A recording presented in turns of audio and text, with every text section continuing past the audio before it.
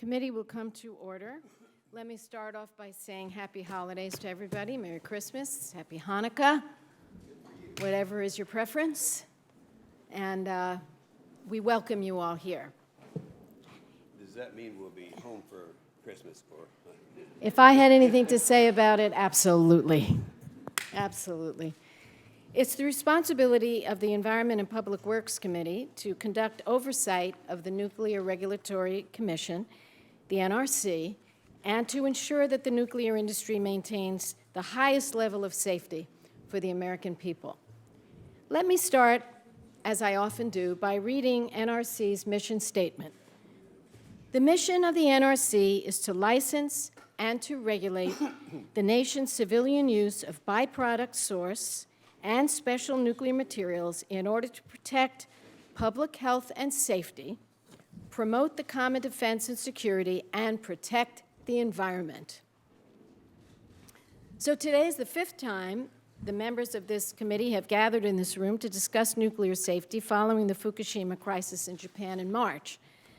At each of those meetings, I've repeatedly asked the NRC to heed the wake-up call from Fukushima, to reevaluate the safety and security of nuclear plants in the United States, and to implement the recommendations of the near-term task force as soon as possible.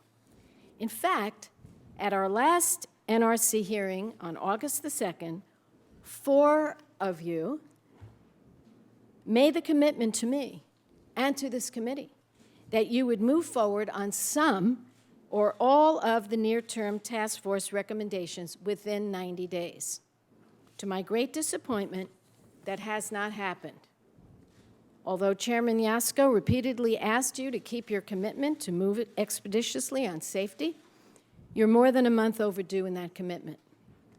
It doesn't appear to me that such action is set to occur anytime soon, and I'm hopeful maybe the Commission, all of you, or especially the Chairman, could tell me if I'm wrong on that. I would hope there's a date to act on those recommendations. Colleagues, less than a week after the task force delivered its report to the NRC, Chairman Yasko laid out a roadmap to address the lessons learned from Fukushima, and he set a deadline of October 21st for action on those recommendations. He was proactive, because without a specific timetable for these common sense safety measures, the NRC will not live up to its mandate, as we just saw, to require nuclear power plants to be safe and reliable. But instead of taking action, every commissioner, except Chairman Yasko, focused on delay in the form of a re-review. Guess what the result was? That re-review came to the same conclusions as the first review. So here we are on December 15th, and not one of those safety recommendations has been accepted and acted on. It's simply inexcusable.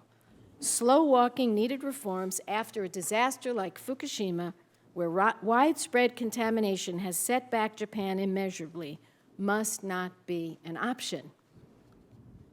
Yesterday, instead of focusing on nuclear plant safety, a House committee conducted what I consider to be a witch hunt and an attempt to assassinate the character of a dedicated public servant.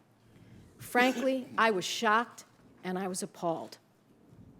One of you commissioners even said in written testimony that the chairman was abusive to women. I asked my staff to check out this accusation, and let me tell you what they found. They found the opposite. In fact, that the chairman, according to one respected female staffer, was, quoting her directly, the most fair person she has ever met. She went on to say, quote, he treats everyone equally, unquote. Other comments include, he invites people to dissent, and I have never seen him mistreat others. One woman said, what I am floored by is the conduct of the other commissioners. Our nation is fortunate to have Greg sitting in the chairman's seat because he is a proven leader. I believe that without his leadership on the commission, the NRC might never have implemented the important safety recommendations made after the 9/11 terrorist attack. It took 10 years, but it was the chairman that made it happen finally. The NRC must focus on safety and it must take action without delay if nuclear power is to maintain the public trust. I want to show you part of a New York Times editorial from July 23rd. If nuclear power, they write, is to have a future in this country, Americans have to have confidence that regulators and the industry are learning the lessons of Fukushima and taking all steps necessary to ensure safety, unquote. The American people's faith in nuclear power was shaken by the Fukushima crisis. No matter what we may think, the polls show that their confidence was shaken. And the American public rightly expects the NRC to redouble its efforts to ensure that our nuclear plants are the safest in the world. But that has not happened. And let me tell you what happens when people lose confidence in the NRC and the nuclear industry. Right now, there is a petition circulating in my state for a ballot initiative which would effectively shut down the 2 nuclear plants we have in California. You know all about those plants because I've questioned you about them. And as a matter of fact, I met one of the commissioners there, and we investigated. There's a lot of concern. In one case, tens of millions of people live within, 50 miles. I shouldn't say tens of millions. How many is it? 7.4 million people live within 50 miles of one of those plants. And the other one's about 500,000 people. So here's what happens. If the NRC doesn't do its job, if the American people feel that they're not being protected, if the American people feel that all this is about is some battle as to who should be the chairman and who's going to score political points, and you are distracted from what you have to do, you're going to see more of these moves across the country. And that would be very, very sad, because there are many old nuclear power plants that have similar characteristics as Fukushima. So I speak to you like from the heart, like I did the last time, when I said, can't you stop this battling and talk to each other like human beings?